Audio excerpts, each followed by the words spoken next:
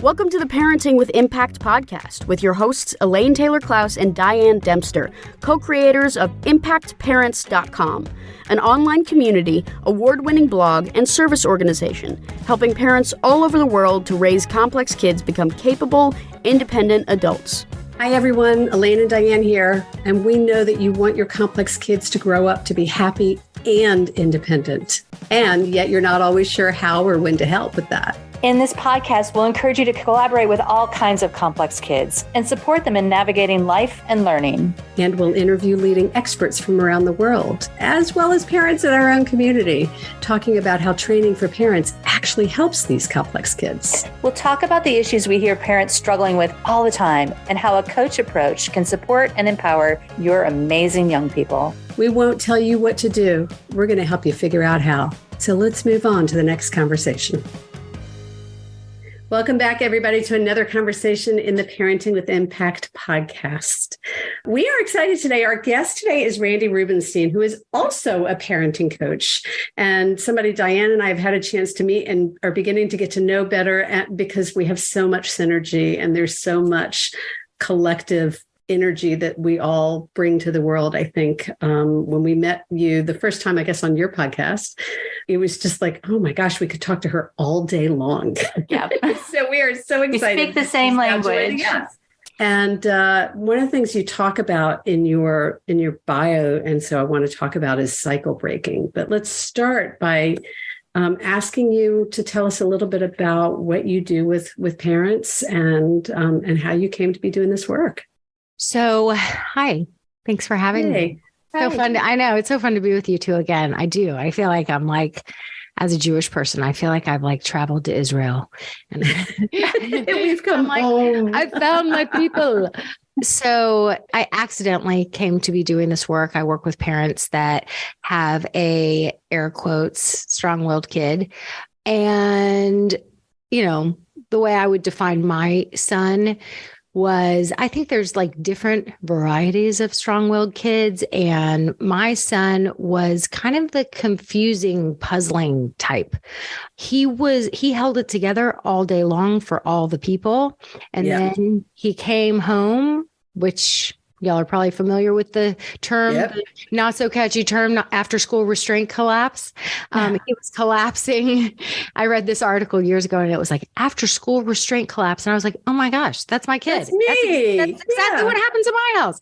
So yeah, from preschool on, I mean, I would be at those parent conferences and I'm like, do you notice? And they're like, he's great. Yeah. You're like, great parent, go have a nice life. And I was thinking, thanks. Okay. And then he would just come home and he was just, I didn't realize it at the time, but I was constantly trying to happy him up. And he just always seemed like he was in a pissed off mood. And frankly, he was born being sort of pissed off and kind of just never stopped. Yeah. And it was just every single stage was just hard, not like impossible, but exhausting. Yeah. And I am definitely a glass is half full. And I am definitely like, I want my people to be happy. And I didn't, look, that's a lot of pressure to put on anyone. If I was exhausted and out of spoons and not having my best day, and all of a sudden there was someone constantly around me trying to push me and pressure me to put a smile on my face and be happy, like I think I'd be ready to combust. And so I didn't realize that's what I was doing to him until he was about 7. And when he was 7 and I had taken a parenting class when he was 3 and I had another baby. I was, reading all these books that my husband was like, what are you reading? And why do you look like you're cramming for a semester final? Like, did you sign up for something? And I was like, shh, just be quiet. I'm reading. Right. I'm reading. Busy here. I'm trying to do the work of parenting here. I'm learning something. I'm going to crack the code and then my kid is going to be happy.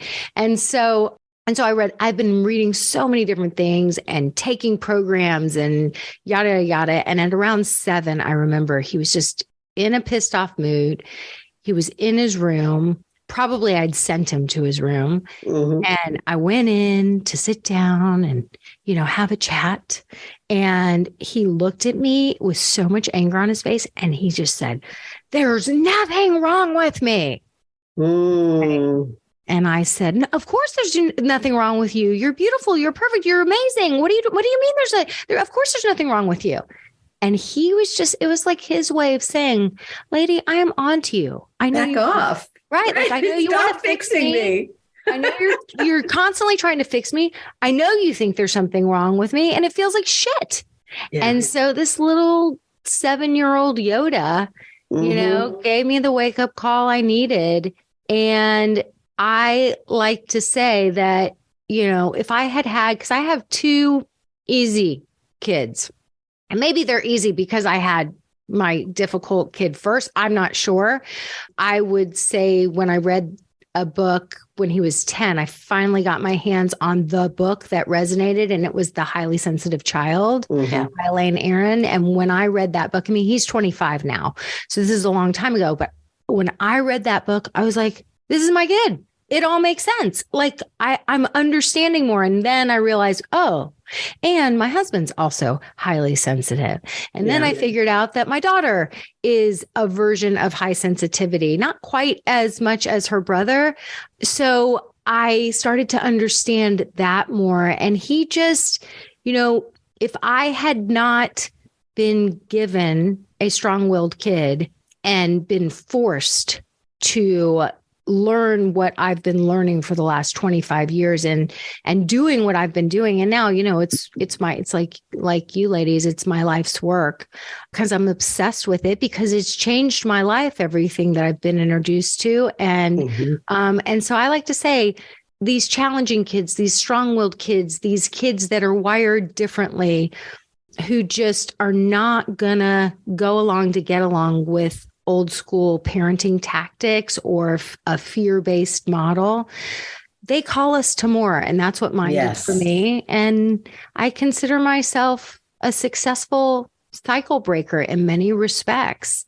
And I find that the parents that I help usually have deep down a desire to do things differently than they were done for them when they were growing up as well. So that's Love that. My story. So many places to go. Where do you want to go? Well, here's what I want to speak to first, because I was going back to and not my eldest, my youngest, actually, my son, when he was maybe 6, 7, 8, whatever it was, the same thing, that coming home and he would come home from school and it's like, and this happened, and this happened, and then I started getting some coach training and I realized that I needed to stop stopping it and start saying, and what else? And what else? And what else? And what was amazing is once I let him get through the litany of all of the assaults and insults of his life and world and all of his how terrible it is, everything that was wrong. Then it was like, well, this one, and then he would flip into this different way of being. But what you're speaking to just resonates so much. I remember it so viscerally, having to learn to let him have his experience with what his day was. And that rather than trying to stop it, my job was to let him express it and process it so he could work through it. So, that concept is the concept that is the one that I learn and unlearn and relearn. Right. Yep. That is the concept. That is the concept that makes me a recovering fixer who quite often relapses, because I just want them to be happy and I need evidence that they're happy. And then when they're, and I have a million terms for it, like when they're wet blanketing, when they're dead ending, when they're a constant, the Alexander had the horrible blah, blah, blah day, they're doing all that. All I want to do is try to convince them that it's really not that bad. And so let's not make ourselves wrong for wanting our kids to be happy. I think it's the way we go about it. And I think that part of what ends up happening is that it's really hard to hear our kids say tough stuff. I mean, it's like a parent the other day, it's like their kid says, I hate myself. I'm so terrible. I can't believe. And we immediately go to, oh, but you're not. You're so smart. And look what you can do and blah, blah, blah. And it's like, we're immediately discounting everything they just tried to share with us that breaks trust, which, makes them feel potentially less healthy than they were feeling when they were trying to express themselves. I mean, there's this cycle we get into.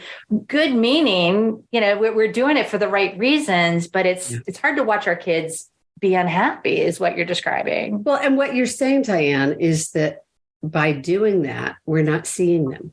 And they're not feeling seen. Right. And that's what I'm hearing you describing, Randi, is shifting from my agenda of I want you to be happy to this agenda of who are you? Right. And who do you need me to be for you? Yeah. Right. And whatever your experience is, I just believe you. Right. Yeah.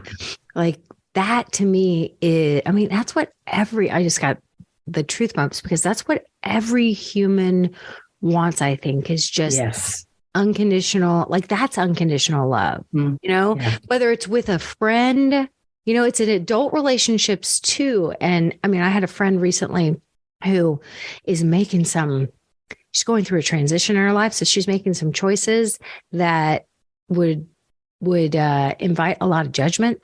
And so she nicely said, she was telling me about, she's kind of catching me up. We hadn't talked in about a week and she was catching me up on some of her decisions that she might regret in the future.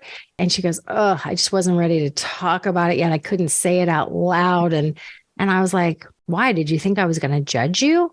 And she was like, I don't know. I was like, my role as your friend, I'm just here to love you. Like you get to be a whole grown ass woman and make all your own decisions. And I'm just here to love you and support you. I'm not here to judge you.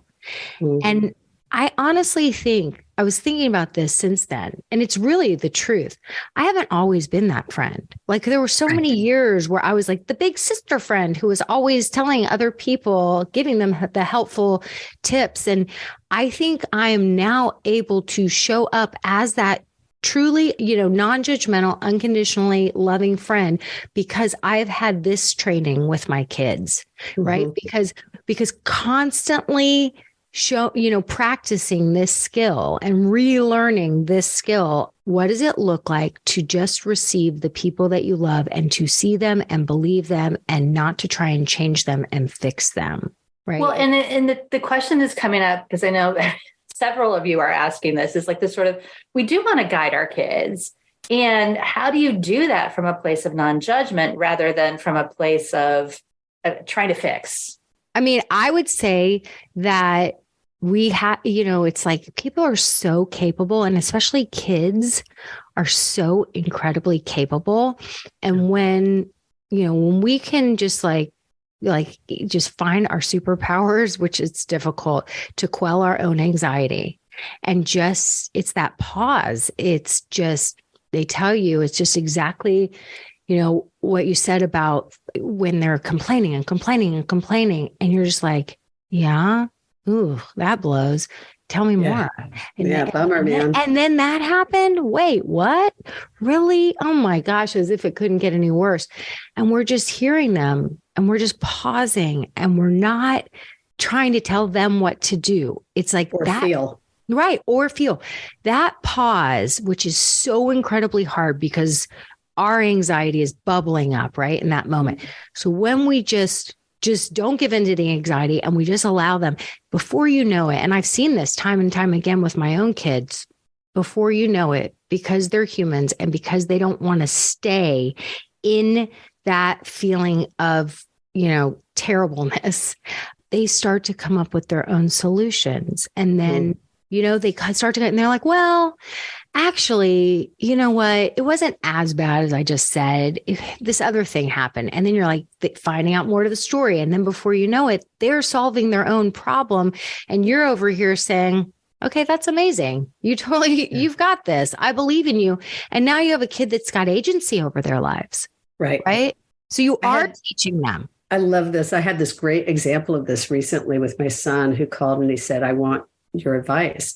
And after 30 seconds of me going, wait, did he just ask me for advice? He's never asked me for advice. Did he use the A word? He's 23, by the way. 22. I get very centered on him, like, okay, what do you need? And we have this great conversation. And really, it was very clear. He wasn't looking for my advice. He was looking for feedback and a sounding board.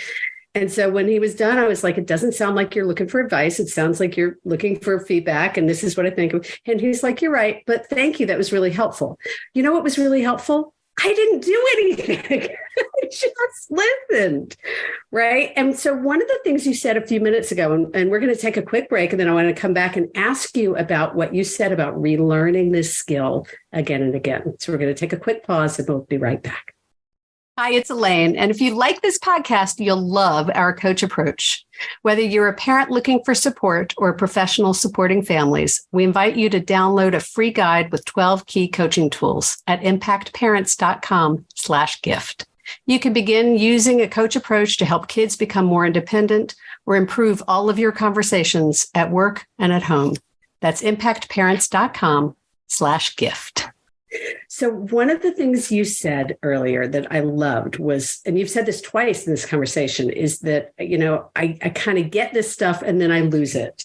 And then I get this stuff and then I lose it. And I relearn this skill again and again. So will you speak a little bit to that human experience of actually, learning and recovering and learning again?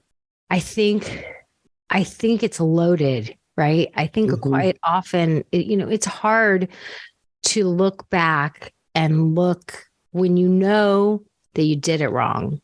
This is, and I think for many of us, look, if anybody's, I'm sure you are familiar with Carol Dweck's work. Yeah. And so it's fixed mindset, right?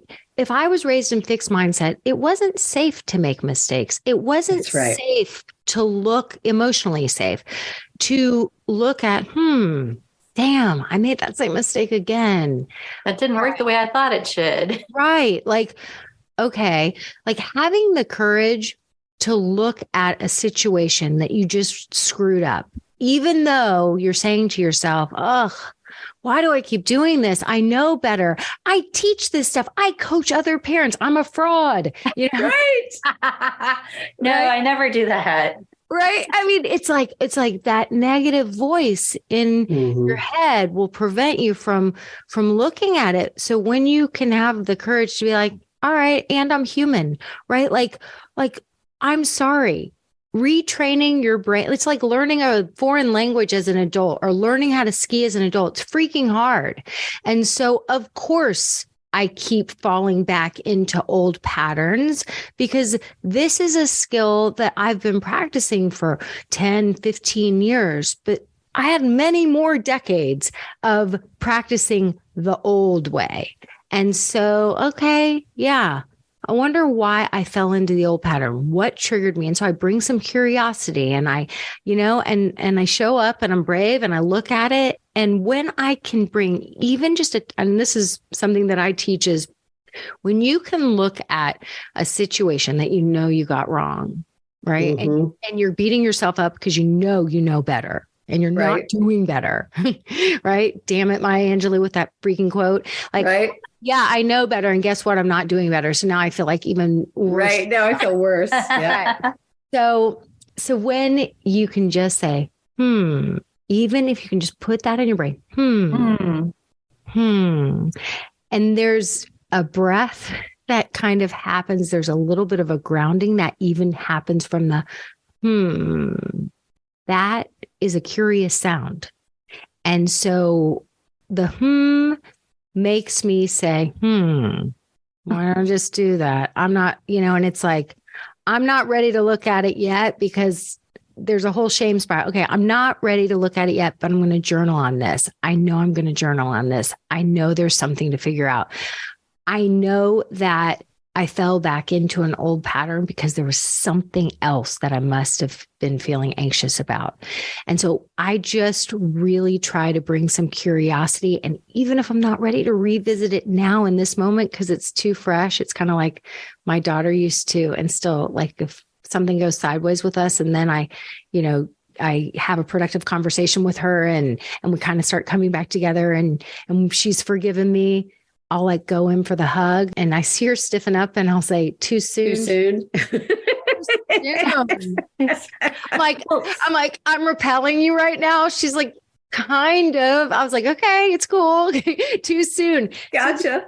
So if it's too soon to revisit it, like give yourself some space and just I know there was a reason why I fell back into that old pattern. And I'm going to look at that a little more closely. Well, and sometimes it's really simple because when we get dysregulated, we fall into the old patterns. It's like we don't have access to the part of our brain that goes, oh, wait, I'm doing it different now. We go back into that old habit.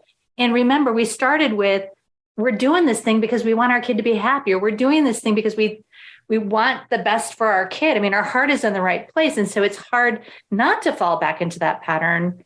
As humans, it's what we're going to do probably over and over and over again. And so I just want to bring that in, that it's not one day you're going to wake up and suddenly you're never going to do it again. News here, you might, and it's okay. And you said that at the beginning or earlier, it's like over and over and over again. I'm relearning this stuff. That's right. That's right. It's almost like the practices in forgiving yourself because, right. Because you are almost never. You're gonna, because the thing is, I love that you just said that about the dysregulation. Guess what happens when, you start to go through menopause, you start to dysregulated all the time. Yes. All the time. I'm like, what is happening? And why am I up in the middle of the night for so long? And what's not, and so when I'm not getting a great night of sleep, guess what? I'm spending the next day a little dysregulated or dysregulated more often than not. So I'm going to fall back. Yes. Like we get to be messy humans. It's just part of the experience for all of us. What a nice gift to give your kids too. It's like what you were describing with your daughter. It's the sort of, you can say, you know what, totally had a dysregulated day yesterday. Can we have a do-over? Or can I get your help on this or whatever it is, to kind of really engage our kids and letting them know that this is part of human experience and we're in the middle of it. Well, I love that line, what you just said. We get to be messy humans. Right? We often say, permission to be human is granted for you, right? We get to be messy humans. And that may be what this is all about, is that when we can allow ourselves to be messy, then we can be present to them and they don't feel like they have to be perfect. Right. And they get to learn how to, follow through. Well, it's like both of those things, right? It's sort of, we get to be messy. And then going back to Randi, your original conversation about your son, it's this sort of, you had a hard time letting him be messy and you were trying to fix it all the time. Right. So it's about both of us. Yeah, that's right. Him being messy felt like evidence that I wasn't doing it differently. Right. Or right. Yeah. Right. I was going to be, my kids were going to have such a happier childhood than I don't think I realized this in a conscious way, but every time this poor little kid was just exhausted from a day at school and in a pissed off mood and whatever it was, or his tag was itching him so badly and he could feel it. And, it was like all this pressure, like you need to be evidence that I am keeping my promise to myself and I'm giving my children a happier childhood than I had. Like it was so much pressure. And I didn't know this consciously. So I have a ton of grace for myself from that period of time. But it's like, what I like to say? Like, think about people that aren't messy. Like, are just like, even just like super neat freak people or people. Is there anybody who's really not messy, Randi? Come on. No, but with the people who just seem like they're always together and they have it all figured out and everything's perfect. And I'm just like, no offense, but like, you're kind of like, you're not that interesting to me. I like messy. It's not that fun to be around. I know. You're not my people. Sorry. You're not my people. I like a little mess. I mean, it's just like, it's all a little too vanilla. And I'm like, do we want to watch a movie or read a book about a perfect human who was like, I was born, my life was wonderful, and then I died? Like, that's just not a story. The human experience is messy and it's supposed to be. So we want to start wrapping up. I mean, we could talk to you all day. We don't Randy. really this want is just to, but we amazing. need to. But so if people want to connect with you, which I know a lot of these folks do, what's the best way to connect with you? Well, since I already know your podcast listeners, I also have a podcast and it's called the Mastermind Parenting Podcast. And I think we'll include a link somewhere here. And I would love for you to put my podcast in your queue as well and listen up. Awesome. We'll have other information in terms of website and all of that in the show notes as well. Great. So we do want to start wrapping up this conversation. What do you want to share with our listeners to wrap this up? Is there something new we haven't talked about you want to make sure that we speak to today? Or is there a message we've given that you really want to hone in on? Where do you want to wrap up your role here today? Something that I've been talking about recently, actually with my own coach, is just the tremendous pressure that parents and specifically women, moms, are under, that I've been describing it as like we're human tea kettles. Mm-hmm. And when you're raising a child that is wired differently or highly sensitive or strong-willed, like this, the population of parents that are listening to your podcast or my podcast, it is harder. Yeah. It is. Really it is harder. And the pressure is tremendous and it's layered and it's complicated. And I want to say, if I could go back to younger me, if there was any way I could say to her, sort of like I did to my friend, like, I got you. I'm just here to love you. I'm not here to judge you.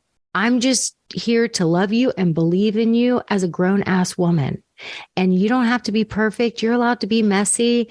And I would love for the listeners to take that away and just to know, like, we see you and you're amazing. And we know that because guess what? If you weren't amazing, you wouldn't be the kind of parent that listens to things like this. Exactly. You'd be doing anything else. You'd be watching Netflix. You'd be watching the last season of The Marvelous Miss Maisel. Well, wait a second. I'm watching the last season of Marvelous Miss Maisel. So. Yeah, but not at the moment that you're podcast. You're right. At the moment that you're doing this, first of all, I'm watching The Marvelous Miss Maisel, and I have to say, it's so good. The first season was great, and then to me it got progressively worse. And now this last one is as good as the first season. Okay. Segue back. So I hear that we see you and you're amazing, and that's that acknowledgement that what we all want you guys to hear is that we have this tendency to see when our kids are doing well, we acknowledge them for it, and when our kids are struggling, we blame ourselves for it.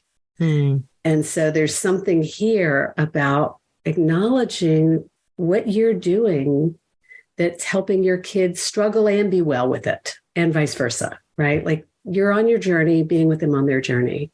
And if you're here and you're listening, chances are you're doing something right, A lot. You're doing a lot. You're doing a lot right. Yeah. And you do deserve, since you listen to things like this, you do deserve to go and relax and watch a show and do something for you, because the pressure is intense. Yeah. And we just want to say, like we are here and we see you and we love you. And, most likely you're not hearing that enough. It's so true. It's so true. Thank you, Randi. That's amazing. So we've talked about so many different things, but the last thing we like to close our guests with is a quote or a motto that you love that you want to leave our audience with. Well, I have a lot, that the members of my community quite often repeat back to me, the things that they hear me repeating quite often. And one of the things that many of them, their kids have even put up in their rooms is the mantra, calm people solve problems. Oh, I love that. Oh, I love that a lot. And the thing is that mantra, the last thing I want is for anyone to feel the pressure to be the calm person all the time. And also when our kids are dysregulated, when we're dysregulated, it's an easy to grab mantra for, we're going to just take a pause here and come back together because only calm people solve problems. So we're not getting anywhere right now. So it's like a good way to take sort of like a timeout from each other. Calm Beautiful. people solve problems. Yeah, I love that. We talk a lot about commit to calm, right? Because it's a process. You're not always going to be there. Right. So, it's impossible to be, and nobody in the history of calming down ever calmed down from being told to calm down. Calm down. Exactly. I say that You all both the have time. said that this week. That's so funny. I love that. Thank you. It was beautiful. So.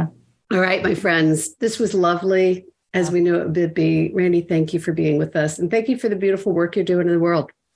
It's been great to find you, meet you, find a fellow traveler on this fascinating journey. And we really appreciate knowing you and are excited to play more as we all move forward in the future. So excited. Okay. Thanks so much for having me. Truly a pleasure. To those of you listening, take a minute. What's your insight from today? What are you taking away from this conversation with Randi? We've talked a lot about, we ended with calm people, but we talked about, being a cycle breaker in so many different ways, and the experience of unconditional love and listening and seeing people where they are. What's the insight or awareness? What's the aha that you're taking away from this conversation? And how do you want to bring it forward with you into your week? What do you want to do with this information moving forward? And for all of those of you who are listening, thank you for everything that you're doing for yourself and for your kids. At the end of the day, you make the difference. Take care, everybody. Have a great week. You've been listening to the Parenting with Impact podcast with Elaine and Diane. For more information on the Impact Parents community or to join Sanity School for Parents, please visit impactparents.com. If you like what you've heard, please share this podcast with friends who need similar guidance and subscribe wherever you listen to podcasts. For the essentials of Elaine and Diane's coach approach to parenting, download a free tip sheet at impactparents.com/podcast. Behavior therapy training for parents is actually recommended as a first-line treatment for complex kids. For information about Sanity School, our training program for parents or teachers, which has helped thousands of families around the globe, visit impactparents.com/sanityschool.